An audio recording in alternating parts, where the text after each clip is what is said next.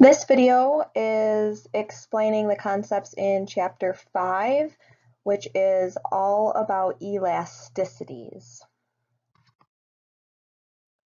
So a few terms that we are going to cover in this section. Elasticity, what that means. There are three types of elasticity: own price elasticity, income elasticity, and cross price elasticity. And then that term price flexibility is related to some of these terms as well. So from Chapter 4, if you recall, we learned that consumer demand can change as a result of these four things. Demand can change, demand of a specific good, so the quantity demanded of a specific good can change if the price of that good at hand changes. It can change if the income of the consumer changes, so if the consumer makes more money, maybe they will demand more of a product. It can change if the price of other goods change, so that was the chips and salsa example. You know, if chips go on sale and are all of a sudden cheaper, possibly the demand for salsa will also increase. And it can also change due to various tastes, due to changes in taste and preferences. This might have to do with a successful advertising campaign causes the demand for a particular product to increase, or maybe there's a foodborne illness outbreak, so the taste and preferences may decrease and demand might decrease with that. So that's how, those are the different things that can happen for consumer demand to change. Now, we have not talked about how much demand will change based off of these other changes. So Chapter 5 is all about how much of a change in demand will there be in various situations. The term we use to measure that amount of change is called elasticity. So if a good is very elastic or highly elastic, that means that the good can change a lot with a change in price or income or one of those other factors. If a good is inelastic, that means that the price can change, the income can change, and there's not going to be very much change in demand. So some products you sort of need the amount that you would need, and a lot of different changes aren't going to cause you to want a lot more of that product or to want a lot less of that product. Okay, and some products, you know, a small change in price or a small change in income might cause consumers to demand a lot or a little bit more. We can measure elasticity based off of in three different ways. So we know that demand can change in four different ways, as we saw in the previous slide, but we're going to look at three of those ways. So the first way is demand can change if the price of that particular good changes. So we have a particular equation to calculate own price elasticity. This is going to be a ratio, and it's going to tell us how sensitive demand is and how much demand will change if the price of a good at hand changes. Okay. Income elasticity measures how sensitive a demand is and how much demand will change if the income of a consumer changes. And then similarly, cross price elasticity measures how much the demand will change if the price of a substitute or complement good changes their price. Okay, so we're going to look at each of these, and the equations are similar but different, and we're going to be able to calculate a value for each of these elasticities. So our first equation that we have here is for the own price elasticity of demand, and it is a ratio of percents that answers the following question. It answers, what effect will a 1% change in price have on the quantity of the good that is demanded? So basically, if this value is equal to negative 1.8, which own price elasticity of demand are always negative. What we can assume from that then is that if there is a 1% change in the price, increasing or decreasing, there will be a 1.8% change in demand. So if there's a 1% increase in price, there's going to be a 1.8% decrease in demand. That's what the negative stands for there. Similarly, if there was a drop in price, so I'm writing the negative here, negative 1% drop in price, there would then be a positive 1.8% increase in demand. So that is what own price elasticity tells us. A couple more examples here. If the own price elasticity of demand is -3, that means that for a 1% increase in price, there will be a 3% decrease in demand, and vice versa, a 1% decrease in price will cause a 3% increase in demand. Okay, final example, if the own price elasticity of demand is -1, then a 1% increase in price will cause a 1% decrease in demand, and a 1% decrease in price will cause a 1% increase in demand. Okay, so here is our first example. We have the equation up here for own price elasticity of demand, that is the percent change in quantity divided by the percent change in price. Well, how do we calculate the percent change in quantity? The equation for the percent change in quantity is right down here, and that is Q2 minus Q1 divided by the average Q. Okay, then we're going to divide that whole answer that we get from that and divide it by the percent change in price. The percent change in price equation is listed right here. P2 minus P1 divided by average P. And this is going to give us something. And then we're going to take those two values and divide them. So let's do that really quick for example number 4. The own price elasticity of demand for shrimp between points A and B is, okay, so we're going to call A our Q1, and well, that'll also be our P1. B, we're going to call that our Q2 and our P2. So we need, for the first part of the equation, our Q2, so point B. So our Q2 quantity is down here, is 50, minus Q1 quantity is down here, 20, divided by the average of Q. Well, the average of Q, we only have 2 Q quantities, so 20 plus 50, which equals 70, divided by 2 equals 35. So the average of 20 and 50 is 35. So we're going to divide that by 35. I'm going to grab my calculator. I'm going to take 50 minus 20, which is 30, divided by 35, which is 0.85. Okay, so that's the number that I have on top here, 0.85. I'm going to circle that so we know. Okay, and then we're going to divide that by whatever the value is for the percent change in price. So P2, price of the second option is $5 minus P1, which is $8, divided by the average of P. So average of P, 5 plus 8 equals 13, divided by 2 to get the average is 6.5.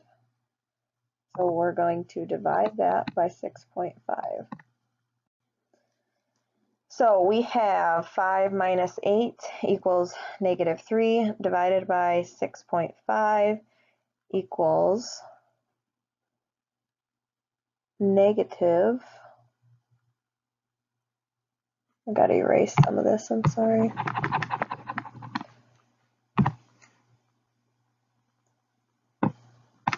.46. So now we're going to take 0.85 and divide that by 0.46. 0.85 divided by, well, it's negative 0.46, and we're going to get negative 0.39.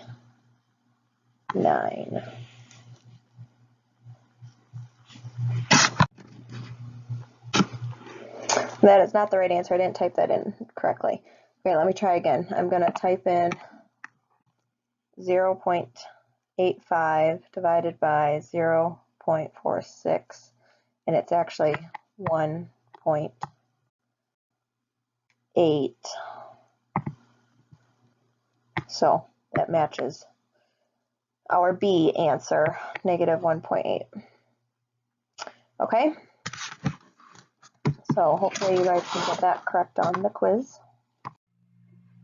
Okay, let's look at this example here. So this is one of your quiz questions. The own price elasticity of demand for oranges at the farm level is negative 0.3, so negative 0.3. Suppose that an unexpected freeze occurs, resulting in a 6% drop in orange production.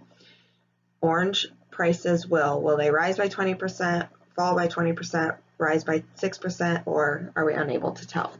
Okay, so let's start with the own price elasticity equation. So own price elasticity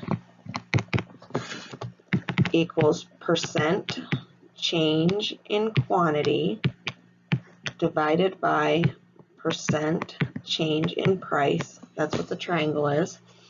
Okay, and if we remember, the percent change in quantity is quantity 2 minus quantity 1 divided by the average quantity. That line above the Q means average. So all of this is that, okay? Then we got to put it over, we got to break down percent change in price. So percent change in price is P2 minus P1 divided by the average P. Okay, so this is all of the equation that we could possibly need, and let's see what we do need. So the own price elasticity of demand for oranges is negative 0.3. So we're going to sub that in. They're telling us this, the own price elasticity. So we know 0.3 equals, suppose that an unexpected freeze occurs resulting in a 6% drop in orange production. So that's 6% drop in quantity of oranges produced. So that's a 6% drop. That's your change in Q. So that's this number right here. So we don't actually have to break that equation out further because it's giving us the percent change. The percent change is a 6% drop. And it's wondering what will happen to the price. What percent change? So what we are missing is the percent change on the bottom. So percent change in price.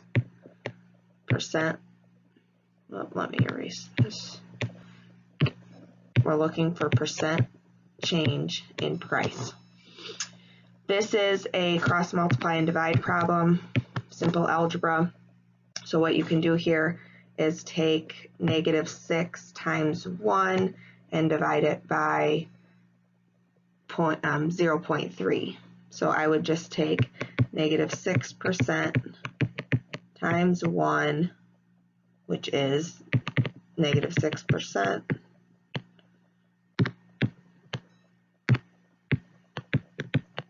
And then I would divide that by negative 0.3. And what we are going to get there, 6 divided by 0.3 real quick. We're going to get 20%. And that's a negative divided by a negative equals a positive. So that's going to be a 20% rise in prices, which makes sense. If there's a drop in orange production or quantity produced, then there's going to be a rise in prices. Okay, so now we're going to look at interpreting the numbers that we get. So we label these values as being elastic, inelastic, or unitary elastic. And I briefly alluded to this in the beginning, but if a 1% change in price causes a greater than 1% change in demand, so if we change the price by 1%, increase it by 1%, and that decreases the demand by 1.8% or 2% or 3%, that's greater than 1%. So we call that elastic. That means it's responding greatly to a 1% change in price. Oppositely, if the own price elasticity is less than 1, then we say that the good is inelastic. This means that a 1% change in the price will cause less than a 1% change in demand, so the demand does not respond as much to a change in price. So the consumers are not very responsive to a change in price. And if a 1% change in price causes a 1% change in demand, we say that that good is unitary elastic. So it will change, the demand will change at the same rate that the price is changing. Okay, if a good is inelastic, consumer demand for the good does not change very much, even if the price increases or decreases, as I said up here. I just want you to think for a second, is there a good that is inelastic, that it doesn't matter what the price is of that good, but you as a consumer are probably going to buy the same amount of that good? Some things that I can think of are toilet paper. It probably doesn't matter if toilet paper is $10 a pack, $2 a pack, or $20 a pack. You're probably going to buy the same amount because you only need a certain amount and you need that amount. So there are other like staple products that you might be able to think of that no matter whether the price raises or lowers, you are going to probably buy the same amount. Bottled water might be one of those as well. You know, kind of some of those necessities are things that tend to be inelastic. Okay, something else to note about the own price elasticity is that there's not a single own price elasticity for a particular product. The own price elasticity changes along different points of the demand curve. So let's prove this by finding the own price elasticity at each of these points. So the first point, let's just label these A, B, and C. And let's find those points on this graph. So a price drop from $9 to $8. Quantity demands increases from $2 to $3. So there's where our 2 meets our 9 and our 3. So these are our 2 points on the demand curve. Okay, so the price elasticity between these 2 points, let's figure out what that is. Okay, real quick, we're going to try to calculate these own price elasticities. So I might do this kind of quickly, and you might have to review the equation to get it all. But I'm going to actually summarize or I'm going to shorten, percent change in quantity divided by percent change in price.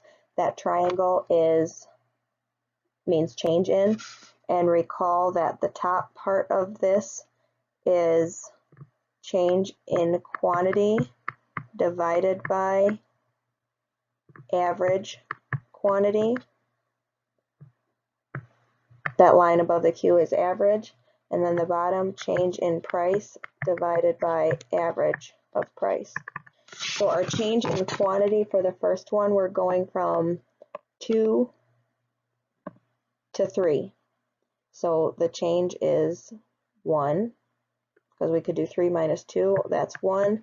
We're going to divide that by the average. Well, the average of 2 and 3 is 2.5. Okay? Then we're going to divide all of that by the change in the price, which is 8 minus 9, which is negative 1. And recall, own price elasticities are always negative.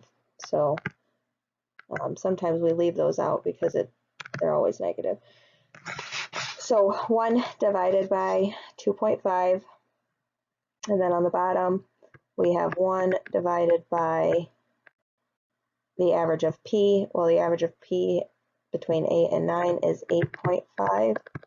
So if we calculate that out, 1 divided by 2.5 is 0.4. And then if we divide that by 1 divided by 8.5, 0.12. And then we divide 0.4 divided by 0.12. We get a 3.33. So the own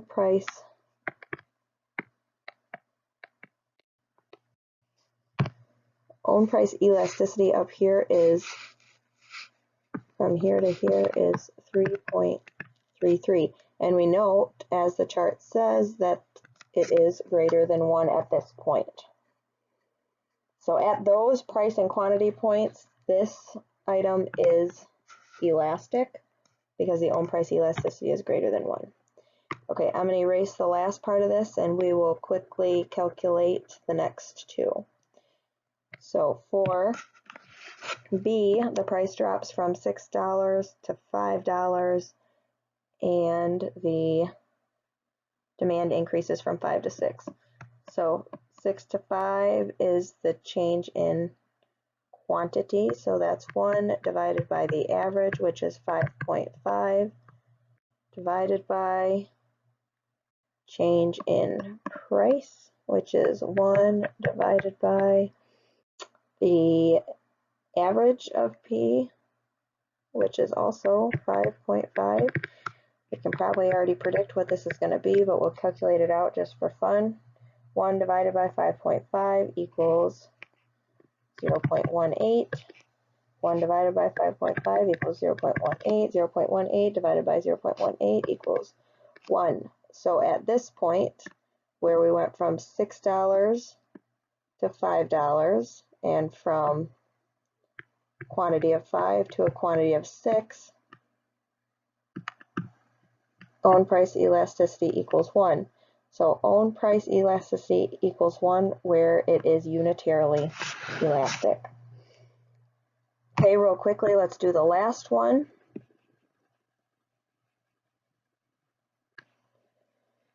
So we have, at this point, price drops from $3 to $2. And demand increases from 8 to 9. So demand goes from 8 to 9, that's the change in quantity is 1. The average quantity is 8.5 divided by change in price, which is 1 from $3 to $2, divided by the average price, which is 2.5. So we have 1 divided by 8.5, 0.12, 1 divided by 2.5, 0.4, 0.12 divided by 0.4 is 0.3. So 0.3. This own price elasticity is less than 1, so we're going to call this inelastic. Okay, so why does this matter? Depending where you're at on this demand curve is going to depend if you will make more money by increasing your price or lose money by increasing your price. So let's take a look at the next.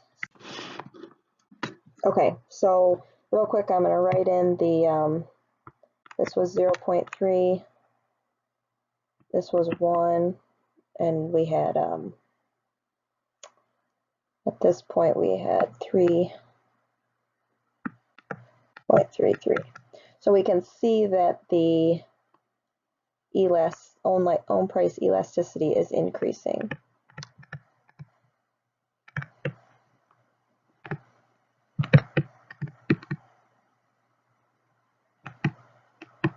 As we raise prices. Okay, so let's go ahead and calculate the revenue at each of these price points. So if the price is $1,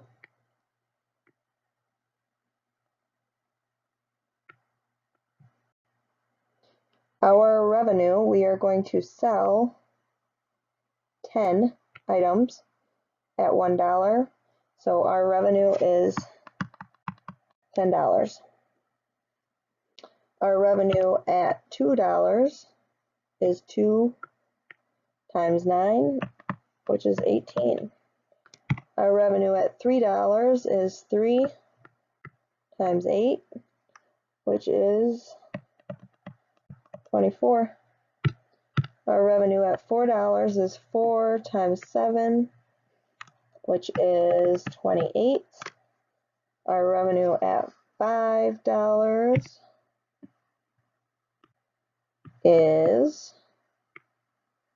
5 times 6, because we're selling 6, so that's $30.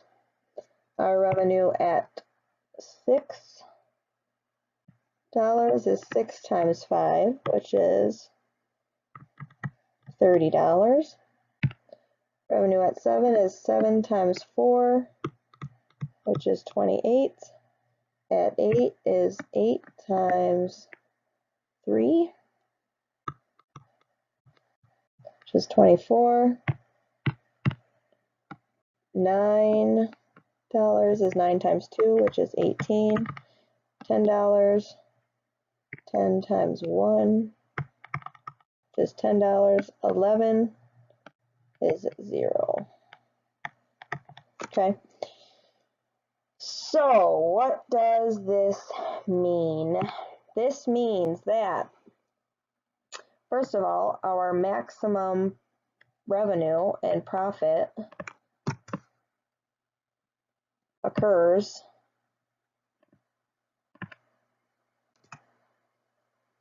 when own price elasticity equals 1. This is that $5 to $6 range. That was the same point that we had everything equaling 1.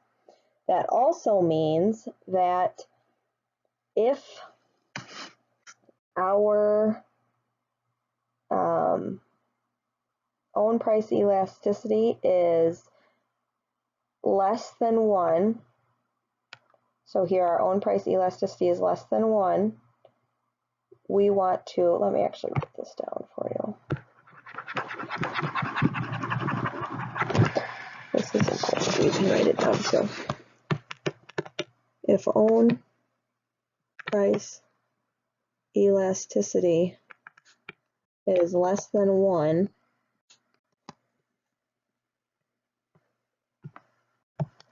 firm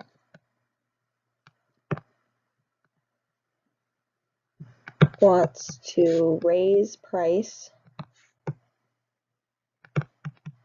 to increase revenue.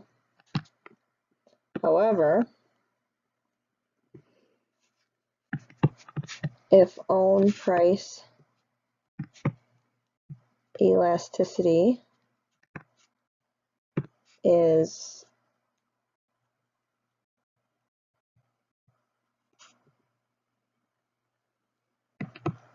greater than 1, I should say elastic, then firm should decrease price to increase profits. Okay, so we can see that because the maximum profit is here. So when something is elastic, you're going to want to decrease the price of the product to increase profits. When something's inelastic, you're going to want to increase the price of the product to increase profits. Okay, so let's fill in the blank to see if we actually got this. Within the elastic section of the graph, so that was the high section, this was elastic, this was unitary elastic, and this was inelastic. So within the elastic section of the graph, an increase in price will decrease the revenue of the firm, because the higher that we got up on here, the lower our dollar went.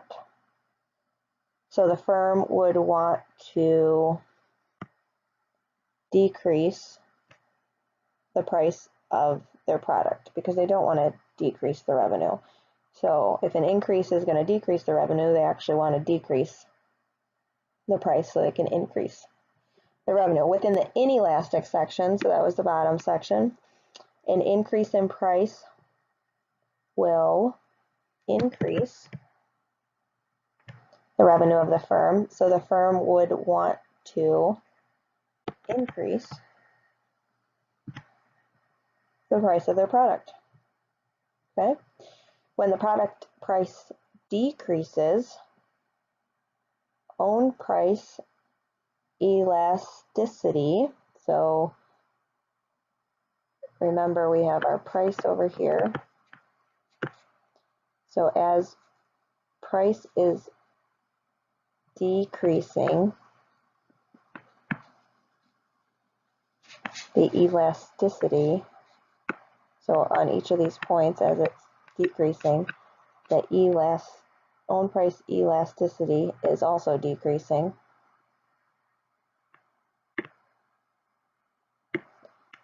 Because remember we went from 3 to 1 to 0.3.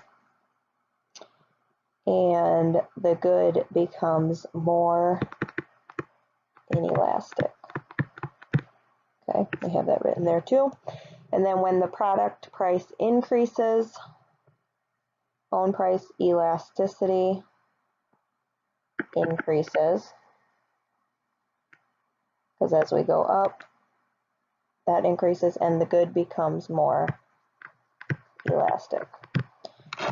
Okay, if some of that was unclear, I would go back and look at the previous slide and look at the chart, and as you look at the chart and the graph together.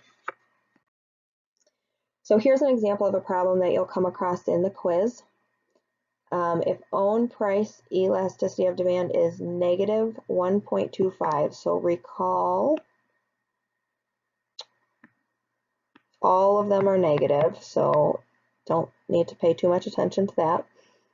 But if it's 1.25, so it's in the, if it's greater than 1, it's going to be elastic, right? Then we have our unitary elastic portion, and then we have our inelastic. And price 0 to, let's just say 10. So if the own price elasticity of demand is negative 1.25, so that's 1.25, so we're in the greater than 1 section, so we're elastic up here. In order for the manufacturer of ragu to increase total revenue, at least in the short run, it would be advisable to Well, we can tell we don't want to do nothing. If we raise the price, we're getting a smaller and smaller profit. So we want to lower the price of Ragu, because if we lower the price of Ragu, we're going to go down closer to unitary elastic, which would be a larger revenue in the long run, or in the short run. Okay. So here's an example of what a graph would look like if it was perfectly elastic, and also what a graph would look like if it was perfectly inelastic. So if a good was perfectly elastic, that means it responds. So remember, elasticity, if something's elastic, it's going to respond to a slight change in price. And if something is inelastic, that means it does not, so demand does not respond to a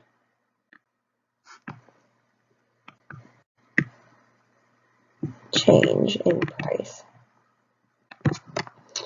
So we can see here that the price is increasing, from 0 to, let's say, 1,000, who knows. The quantity demanded is going to stay exactly the same in a perfectly elastic demand curve.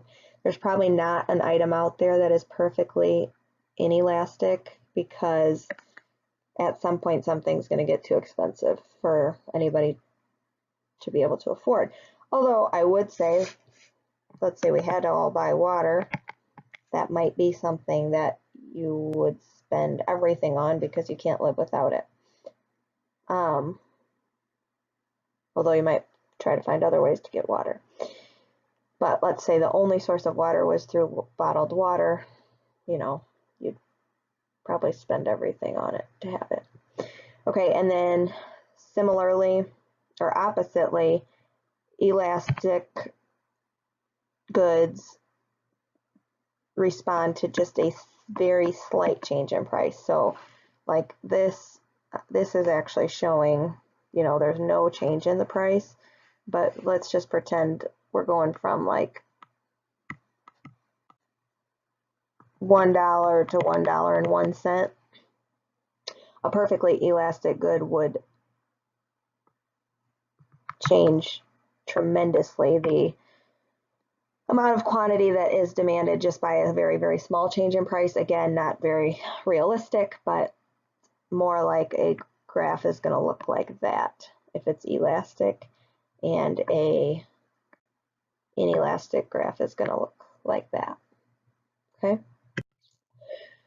Okay, so here is another term that we can look at, price flexibility. It's basically the reciprocal of own price elasticity, which instead of saying, so for own price elasticity, we're saying given a 1% change in price, how much quantity demanded change.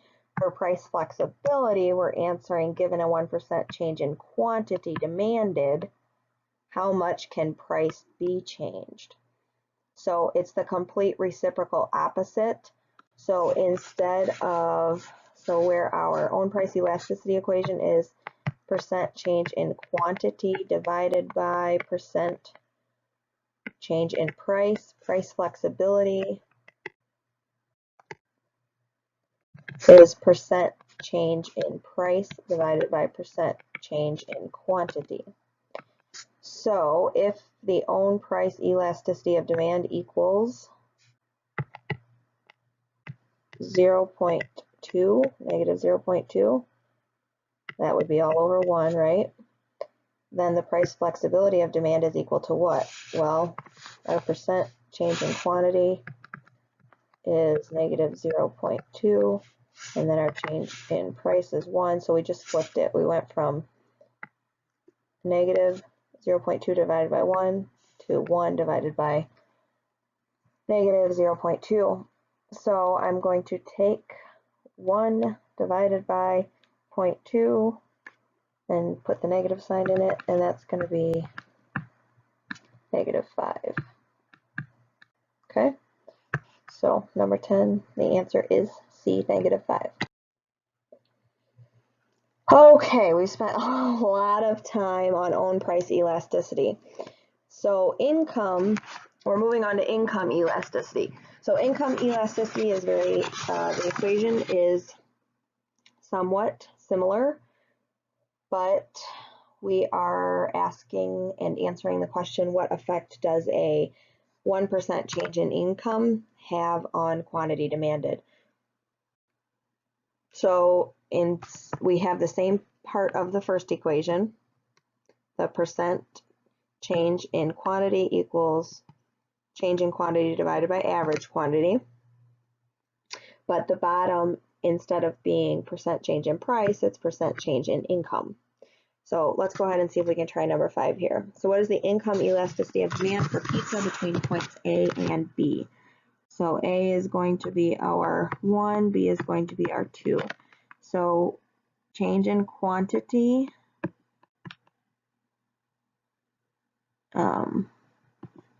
divided by average quantity,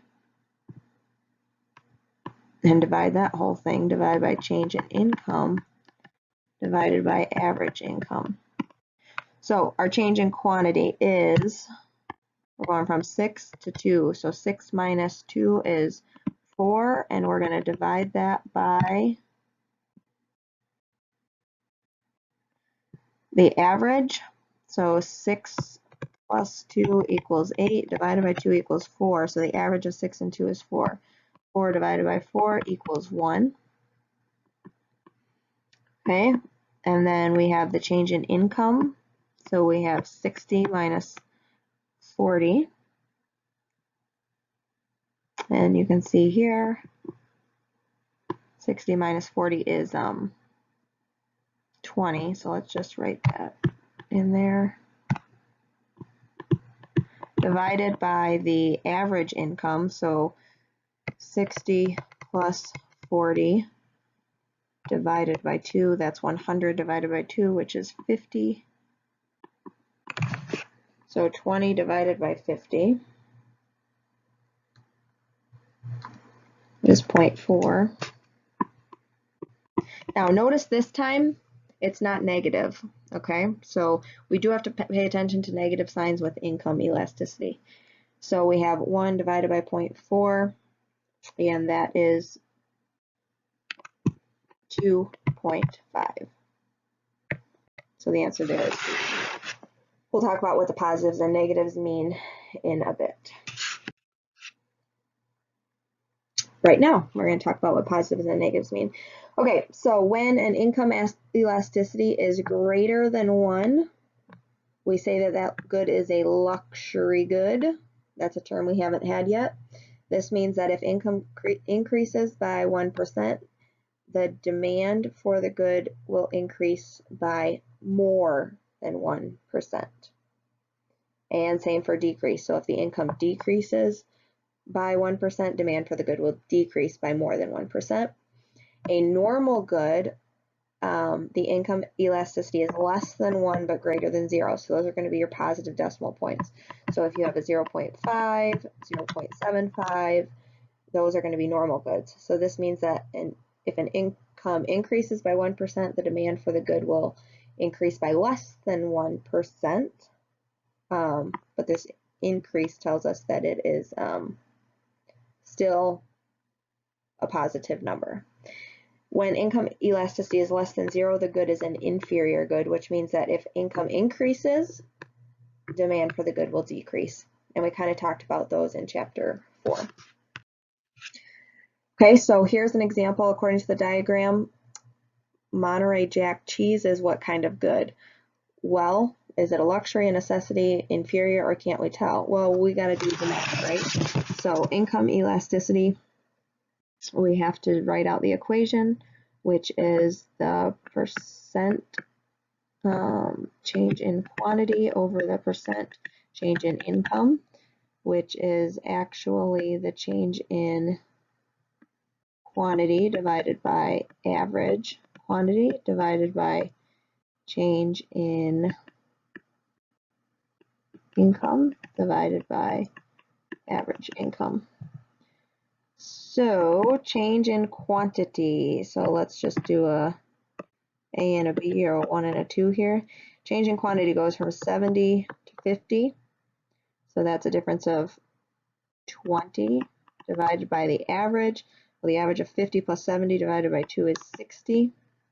And we'll divide that by the change in income, 80 to 60. Well, in this case, okay. So again, 80 minus 60 is 20,000 divided by the average of the two, which is 70,000. All right, we got to just make sure we're still subtracting the correct thing so that we're getting the right negatives. So we did the 2 minus the 1s for all of them.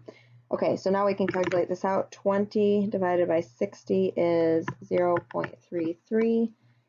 And then 20,000 divided by 70,000 is 0.286, we'll say. And then if I do 0.33 divided by 0.286, I get 1.15.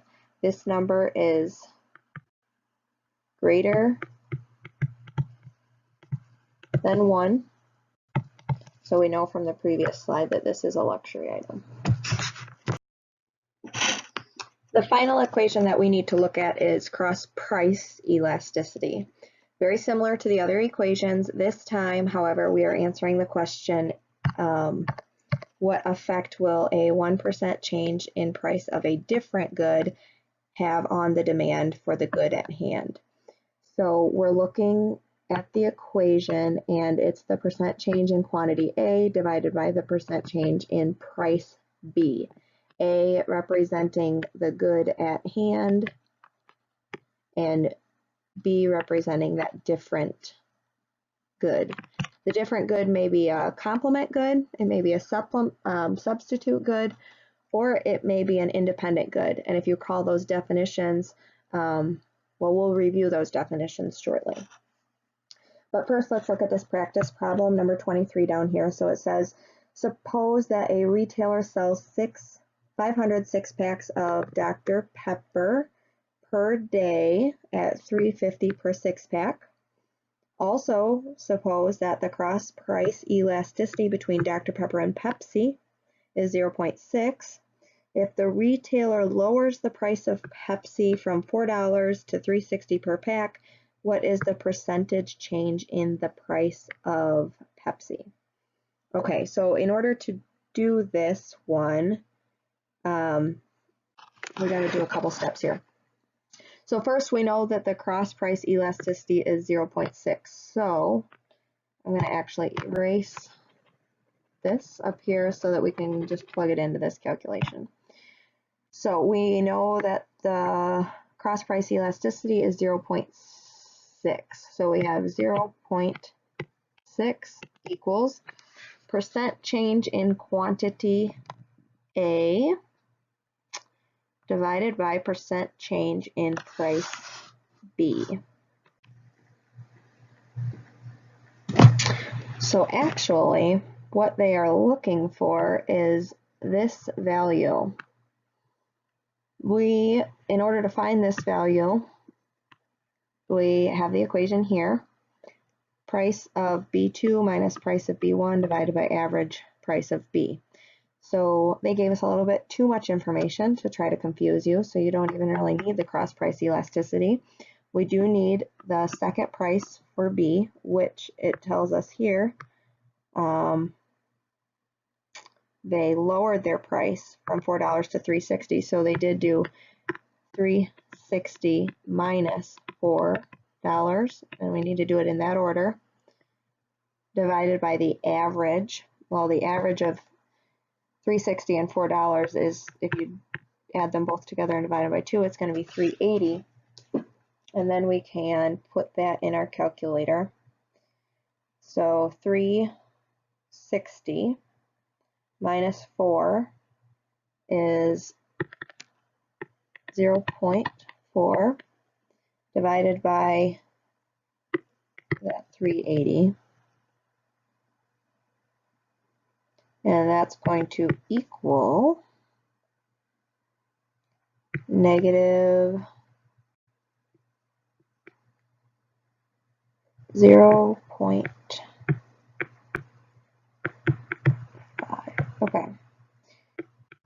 So we get a decimal number.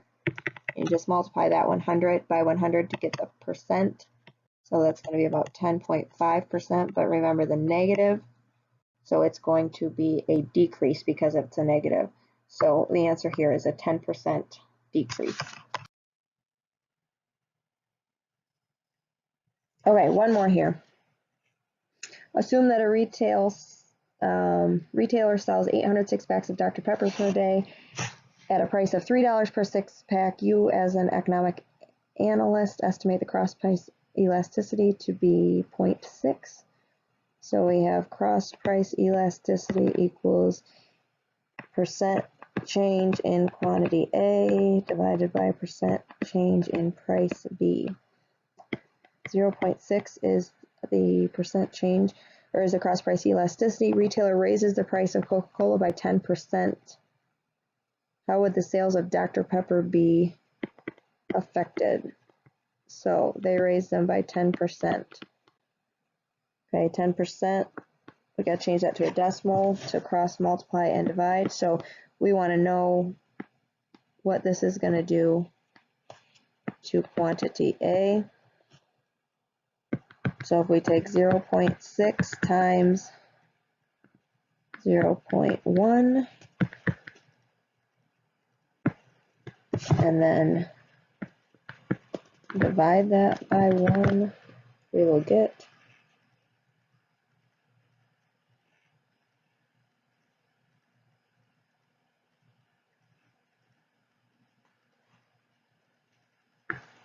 0.06, so that's 6% change. So that's a 6% change. And we started off with the retailer sold 800 six-packs. So we have to figure out what a 6% change of 800 is. So 0.06 times 800 equals 48. All right, so is this going to rise or is this going to fall? We had a positive number, so it's going to rise, which makes sense because sales of Dr. Pepper would rise. This makes sense because if Coke increases their prices, Coke is a competing product, it's a substitute product, so the sale of Dr. Pepper is going to increase. Okay, similar to how we were able to interpret the values for income elasticity and own price elasticity, if the cross price elasticity of a number is positive, then the two goods are substitutes. So this means that a 1% increase in the price of a substitute good, so in that last case, I think it was Pepsi and Dr. Pepper. Pepsi was a substitute for Dr. Pepper. So a 1% increase in the price of a different good will cause an increase in the quantity demanded for that substitute good, and vice versa. If the substitute good price decreases, then the quantity demanded will decrease. If the cross price elasticity is a negative number, then the two goods are complements, which means that a 1% increase in the price of the complement good will cause a decrease in the quantity demanded for the good at hand. Same goes vice versa, meaning that if a 1% decrease in the price of a complement good, there will be a increase in the quantity demanded of the good at hand. That's the effect that complements have on cross-price elasticity. And then if the cross-price elasticity is 0, we can determine that the two products are independent of one another. And we talked about independent goods being like salt and ice cream. You don't eat ice cream with your salt, so a change in price of one's not going to affect another. The complements, if you recall, is like chips and salsa. So, a decrease in the price of salsa may cause an increase in the price of chips. So here is a short video that you could click on this link to watch. And you can think about those questions, but I think it's a nice little, it's like a 2 or 3 minute video. You got to go to this website and then just scroll down to the video, and it kind of summarizes the concepts of elasticity. I think it might be helpful. If some things are a little bit fuzzy, it would be worth your time to watch. It's an animated, informative video. Other than that, always, as usual, feel free to contact me, and we will, I will help you out. You can contact me via email, and we can set something up if you need any help. Okay, good luck on the quiz and on the homework problems, and have a good week.